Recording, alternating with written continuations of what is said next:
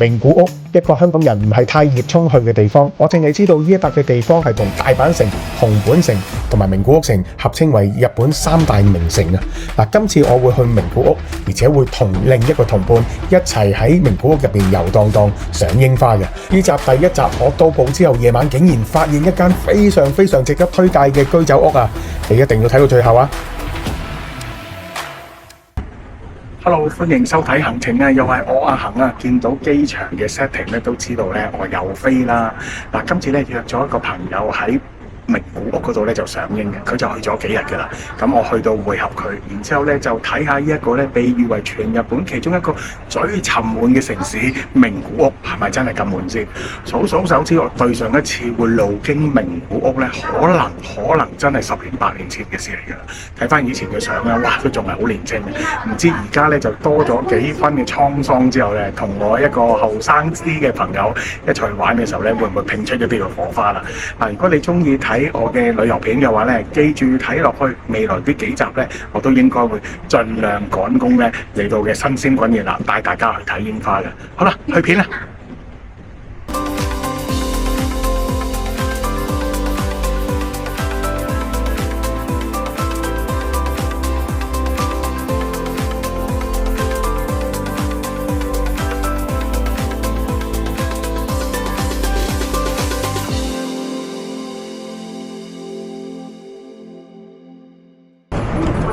好啦，終於 landing 啦，喺名古屋嗰度，大約飛咗3個半鐘度啦，都係準時嘅。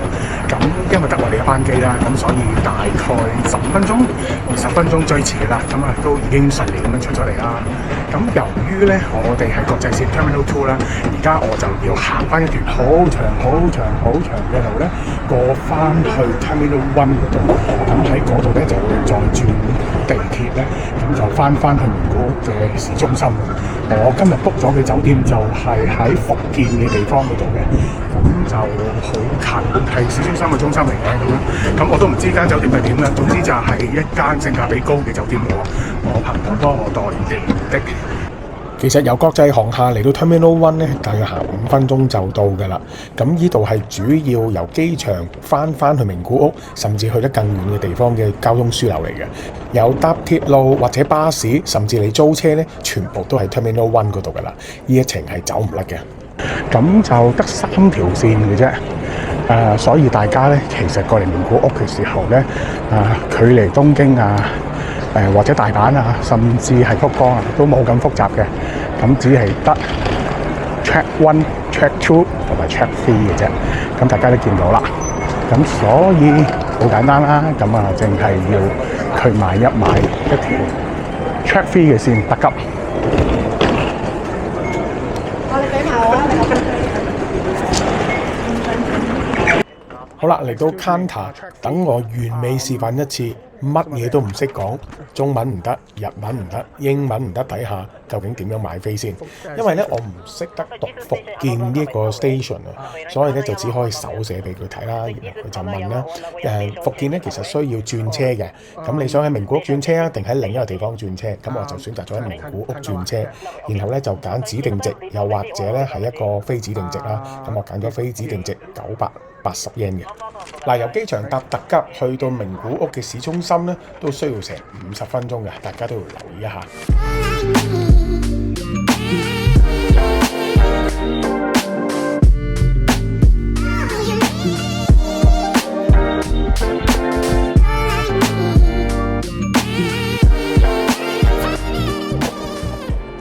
嗱，大家都睇見咧，其實而家已經係夜晚10點鐘㗎啦。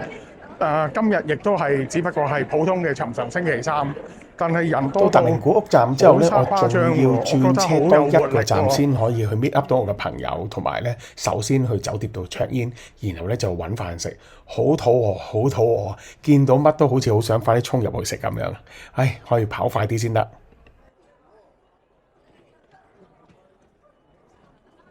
好啦，而家去到名古屋隔離一個站福建，咁大約行4分鐘到就到酒店嘅。哇，見到都有啲嘢食嘅，有餃子啊、拉麵啊，嗰邊好似有間名古屋好出名嘅手語專門店，即係雞翼啊，睇下會唔會過去食雞翼先一陣間。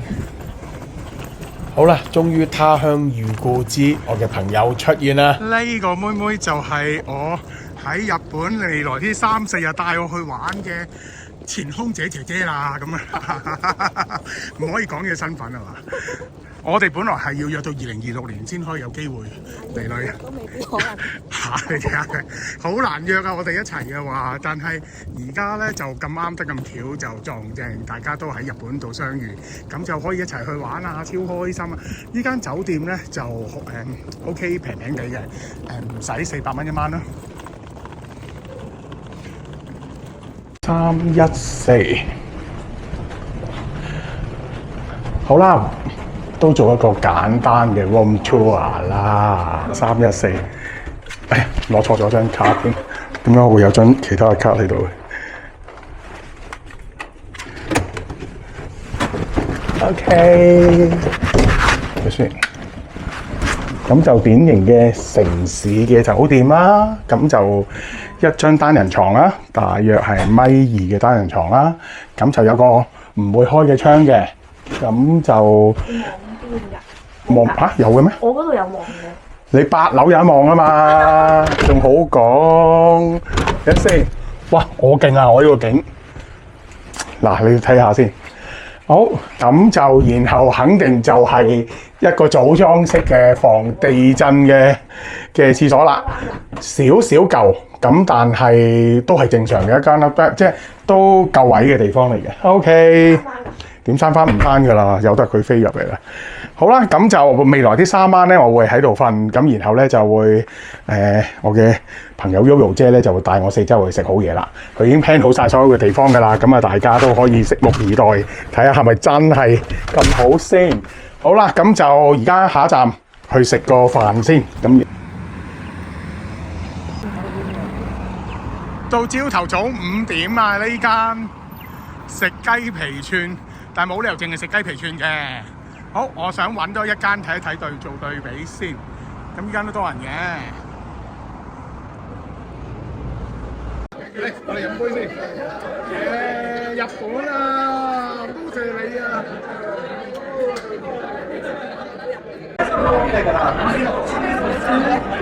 好啦，我哋嗌咗嘅嘢陸續嚟啦。其實好簡單嘅啫，我哋嗌嘅嘢就係雞肉啦 ，number 1啦，人氣啦，人氣 number 2啦，同埋人氣 number 3啦，同埋人氣 number 4啊，冇嗌4啊。另外咧就嗌咗個呢個雞肉刺身嘅。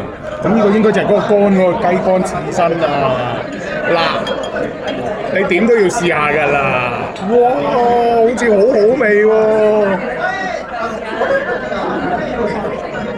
OK 㗎，我之前喺東京嘅居酒屋度咧食過一次之後咧難忘啊，係難忘啊！好，我哋睇下呢個第一次食生內臟，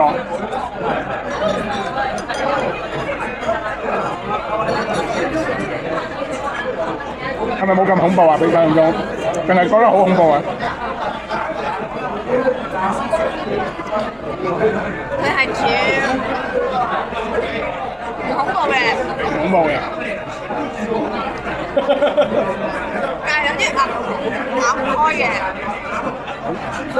我覺得佢醃得好入味，即係佢嘅醬汁咧，令到嗰個血淋淋嘅感覺咧少咗好多。其實如果盲測嘅話咧，或者你以為佢係煮過添，因為醬汁味好濃。上次我食咧就啱啱我俾佢睇啦，直情就係成嚿光切咗，仲係血紅色咁樣噶嘛，咁嚟食噶嘛。咁今次呢個咧係醃過晒嘅，咁我覺得都 OK 啦，都好味嘅。食緊啲咩咧？哇！呢個好味喎，呢個。同埋啲小菜都係有啲驚喜喺度，好多時候都係咁。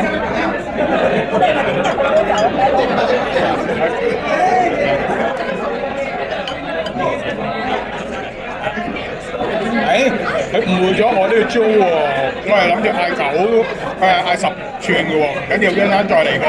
呢個就係佢呢度成全部都寫雞串嘅一個名物啦。好，我試下先。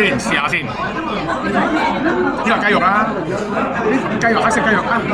我喺邊度經常食錄唔到啊！好味㗎，炭燒雞肉。真係差佢咧其實有啲一包包咧買翻去香港，即係買翻去食嘅，但係另外嗰件事嚟嘅，佢啲雞肉冇咁好，但我相信都應該好味。哇，勁驚喜啊！一個人食10片都冇問題，唔係啊！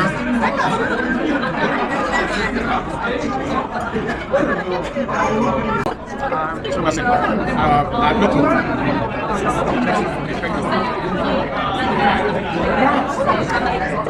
了啊！不得了啊！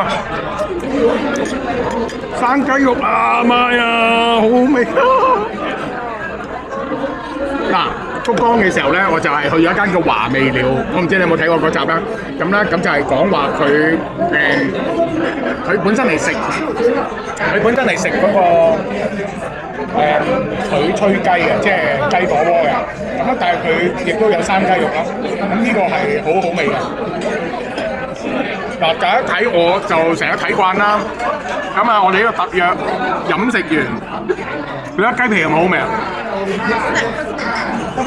所以係甜啲咯，個汁。佢個醬油係甜嘅，感覺好似咧已經逼晒啲雞油出嚟。因為我而家咧喺個電話度啦，咁然後咧就錄緊電話嘅，但唔知點解佢唔喐喎，傻咗啊佢！好啦，而家咧我哋要試嘅係雞肉啦，啱死嘅真係慘喎！你都俾人知道，不過你瘋狂咁食生嘢。佢哋都啱知我買嘅，但係我冇咁識啊。佢真係生㗎嘛？大家睇下，真生雞肉嚟嘅，係。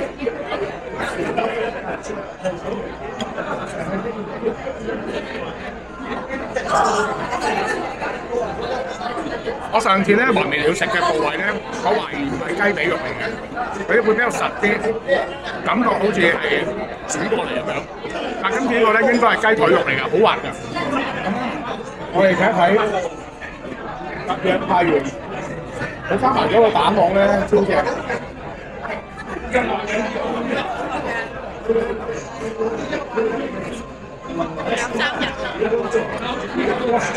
呢單驚喜我覺得，我驚你搶咗人食啊！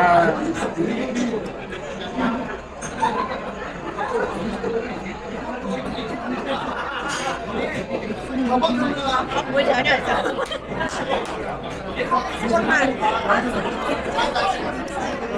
接受嘅。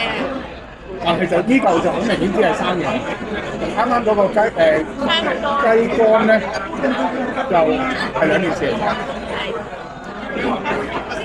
呢嚿真係似係先年咯。我可以食晒成。我覺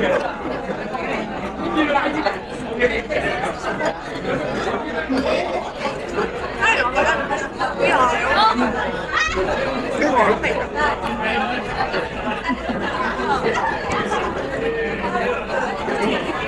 好，然之後就係雞肉啦。嗱，我哋嗌咗2款雞㗎嘛，咁咧啱啱食黑色嗰款咧就係鹽燒，我就略鹽，佢個雞嘅 texture 咧係好 muscle 㗎，好緊緻啊。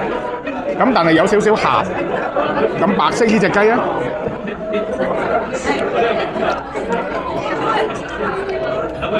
佢應該入邊都係生嘅。佢個唔知係咩部位啊？定係雞肉？應該永遠都係鴨肝。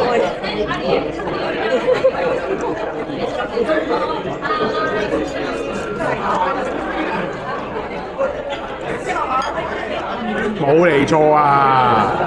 你差啲唔係你依間。嚇？你差啲唔係你依間㗎。係啊，但係人多真係呢啲傳統智慧真係走唔甩。本來第一日到埗只係簡簡單單食一餐，但係殊不知一啲都唔簡單，又好味又他鄉遇故知，可以同朋友一齊吹水傾偈暢飲，簡單嘅一餐就變成不平凡啊！認識 Yoyo 超過10年啦，佢係喺我開 cafe 嘅初期嘅時候同媽咪過嚟我間 cafe 度幫襯，後來就成為咗朋友，甚至有一段時間成為咗我間 cafe 嘅店長添啊！係咪好唔簡單呢？未來仲有3日嘅時間，我哋會一齊喺名古屋度遊蕩蕩、賞櫻花，同埋去食好嘢。食飽啦，第一餐好滿意，充滿咗驚喜啊！飲完酒同朋友又吹咗好耐水啦，大家翻酒店休息，展開聽日正式嘅名古屋之旅。聽日去睇櫻花啦，亦都會去食其他嘅好嘢食嘅。歡迎你繼續留言、讚好同埋 subscribe 我嘅 channel 啊！好，下集見，拜拜。